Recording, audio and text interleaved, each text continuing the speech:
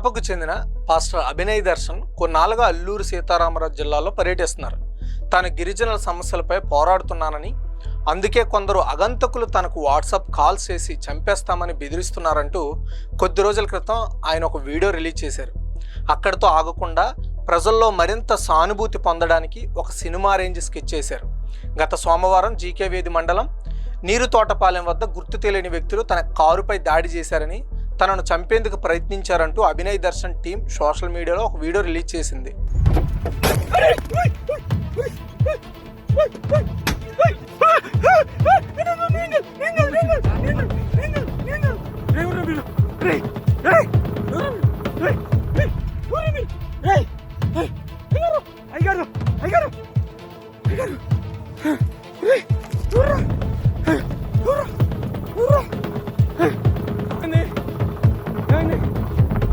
తనకు తీవ్ర గాయాలయ్యాయని కలరింగ్ ఇచ్చారు.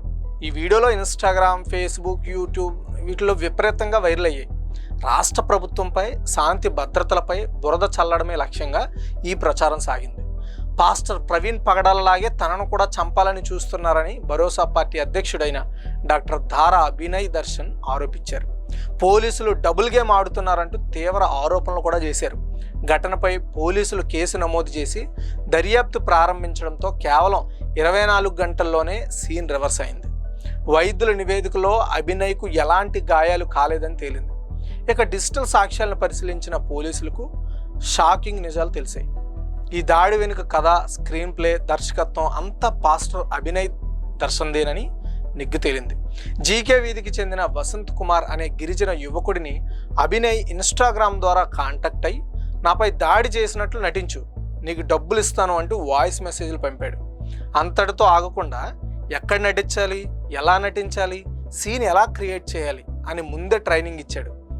నటించినందుకు గాను కొంతమందికి ఫోన్పే ద్వారా డబ్బులు కూడా చెల్లించాడు. ఈ డిజిటల్ పేమెంట్స్ వివరాలను పోలీసులు ఆధారాలతో సహా బయటపెట్టారు.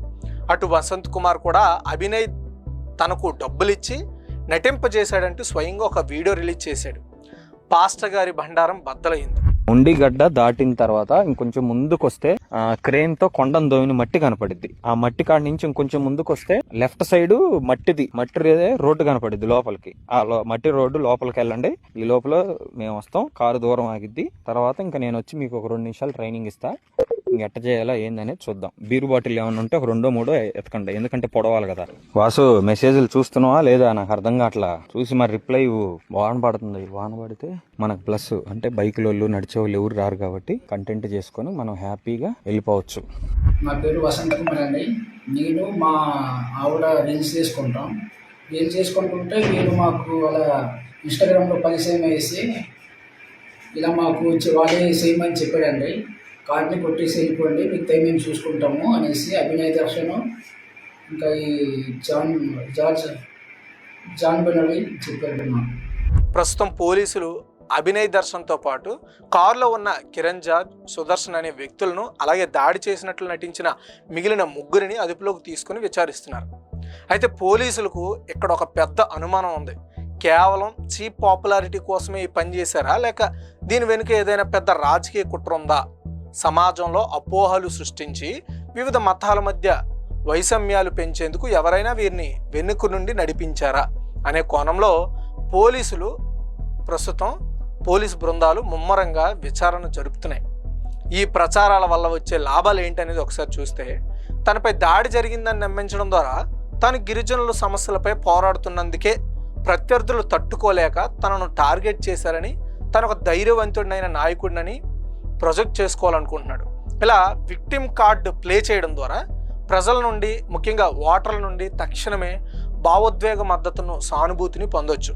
సాధారణంగా రాజకీయాల్లో నెలలు లేదా ఏళ్ళు కష్టపడినా, భారీగా డబ్బు ఖర్చు పెట్టి ప్రచారం చేసినారా అని గుర్తింపు అండ్ పబ్లిసిటీ, ఇలాంటి ఒక్క వీడియో వైరల్ అవడంతో రాత్రికి అది వస్తుంది. ఈ డ్రామాకు కొన్ని రోజుల ముందే తనకు గుర్తు తెలియని వ్యక్తుల నుండి వాట్సాప్ బెదిరింపు కాల్స్ వస్తున్నాయని, చంపేస్తామంటున్నారని అభినయ్ ఒక వీడియో రిలీజ్ చేశారు. పాడేరు నియోజకవర్గాన్ని, ఆ గ్రామ ప్రజలని వదిలేసి వెళ్ళిపో అని కంటిన్యూస్ గా బెదిరింపు కాల్స్ వస్తున్నాయి. ఎవరు చేయిస్తున్నారంటే వాళ్ళని ఎమ్మెల్యే తాలూకు అంటారు.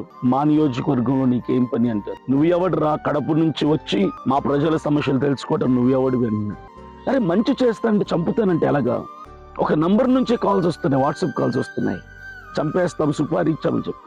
చంపేస్తే చంపేయండి సార్, నేను మాత్రం ఇక్కడి నుంచి వెళ్ళను. కేవలం మాటలకే పరిమితమైతే జనం దీన్ని లైట్ తీసుకుంటారు లేదా అనుమానిస్తారు. కానీ ఇలా ప్రత్యక్షంగా భౌతిక దాడి జరిగినట్లు సీన్ క్రియేట్ చేయడం ద్వారా తను గతంలో చెప్పిన బెదిరింపులన్నీ నిజమేనని అండ్ తన ప్రాణాలకు నిజంగానే ముప్పు ఉందని తన అనుచరులను ప్రజలను 100% నమ్మించవచ్చు. ఏజెన్సీ ప్రాంతాల్లో పట్టపగలే ఒక పార్టీ అధ్యక్షుడిపై దాడి జరిగిందనే నెరేటివ్ సృష్టించడం ద్వారా రాష్ట్రంలో శాంతి భద్రతలు పూర్తిగా క్షీణించాయని చూపించవచ్చు. ప్రభుత్వం లేదా స్థానిక యంత్రాంగం తనకు రక్షణ కల్పించడంలో ఫెయిల్ అయిందని విమర్శిస్తూ ప్రజల్లో ప్రభుత్వంపై వ్యతిరేకతను పెంచడానికి అండ్ దానిని ఒక రాజకీయ అస్త్రంగా వాడుకోవడానికి ఈ ప్లాన్ చేశారు.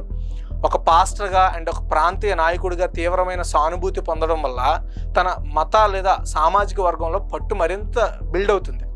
తన నాయకుడిపై దాడి జరిగిందనే భావన అనుచరుల్లో ఒక రకమైన రక్షణాత్మక ధోరణిని పెంచుతుంది.